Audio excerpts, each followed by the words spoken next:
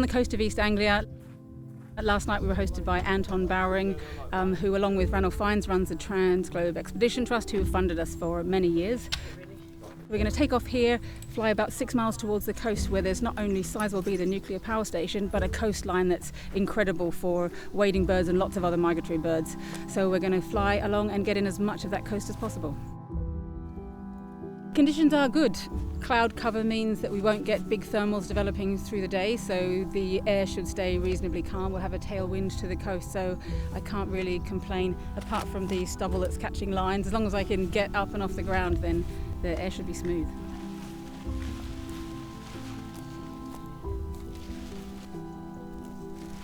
A beautiful field, flat, huge, recently been cropped, nothing to damage, but the little stumps which remain of the plants are quite stiff, and if the wind comes down hard, that will tear a hole in it, and it's also catching the lines. I tried to lift it up, so it's just a tiny issue, but it's snagging the lines, and that's a no-fly.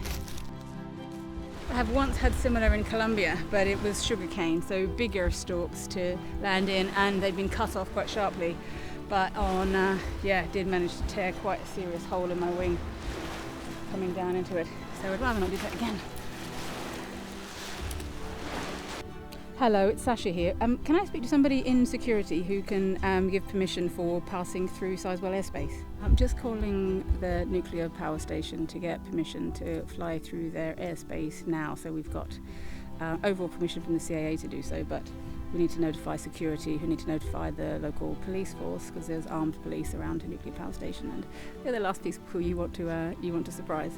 I'm excited about this. It's the first time I've ever flown over a nuclear power station. In front of, sorry. Not over, in definitely front not of, over. yeah.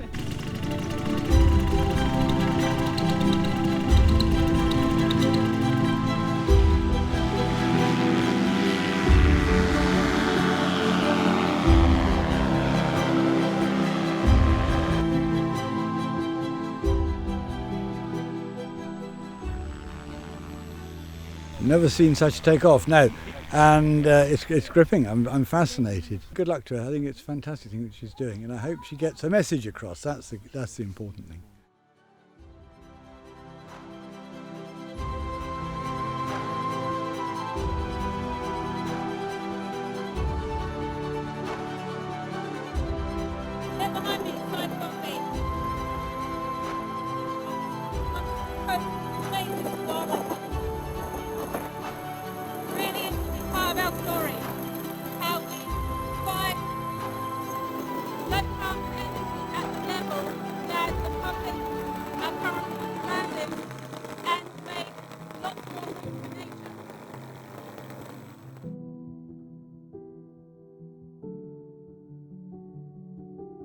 That was beautiful, really, considering it was a pretty bumpy air on takeoff.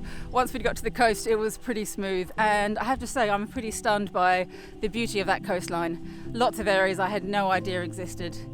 When you look across the flatland, inland, and you see most of the agricultural fields, the coastal nature reserves are a complete surprise and absolutely stunning.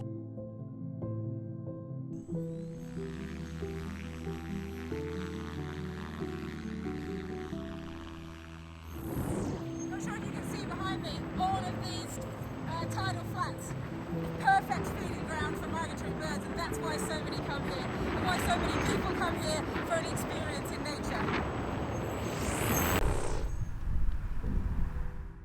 We have got as far as the Norfolk coast, and I've dropped in at Holcombe Estate to talk to Jake Fiennes, who's been managing the land here for some time, but also involved in land management around the country his whole career.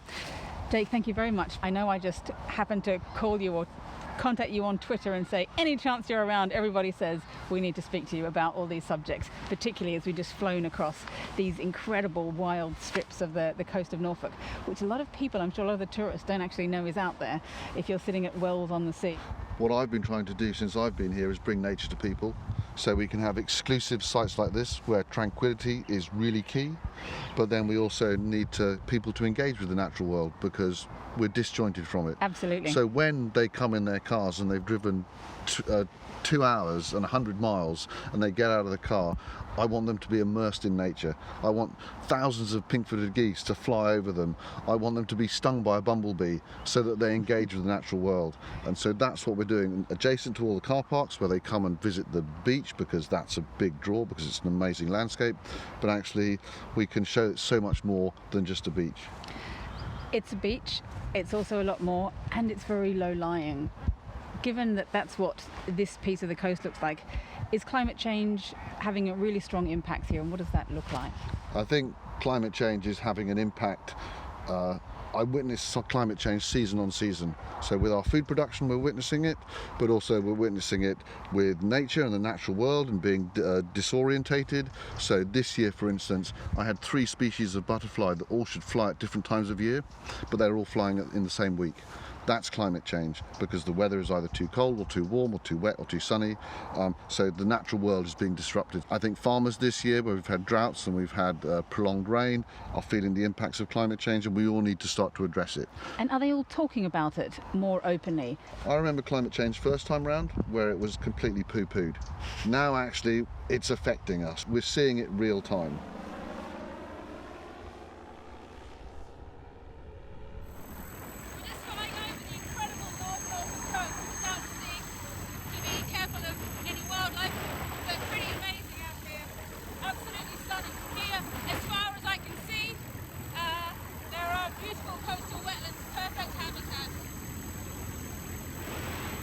After flying over this incredible landscape, I spoke with Dr. Alex Lees about the challenges facing the coastal wetlands in this area. There's a big challenge with these coastal wetlands is what to do about them, right, under sort of rising sea levels. And many of them are sort of people are trying to adapt these areas to become sort of saltwater wetlands, if you like, or trying to migrate some freshwater wetlands inland and create new wetlands, basically. So it's a huge challenge. And this was once, sort of one of the most richest areas for biodiversity in the entire country, right? This huge sort of coastal and freshwater wetland areas with pelicans and who knows what else sort of roaming around there. And the process of converting that region into the, sort of the nation's breadbasket was sort of started by the Romans and then finished more or less couple of hundred years ago, the drainage of Whittlesea Mere, for example. So there are very, very few sort of areas left there that might mirror what those historical landscapes look like. But there are sort of little fragments in sort of places like Woodwalton Fen and Holme Fen. And there's an ongoing project now to try and reconnect some of these areas called the Great Fen Project. So the idea of trying to sort of rewild an area of fenland landscapes, because it's not only sort of important in the context of biodiversity loss, but also in the context of loss of soil carbon.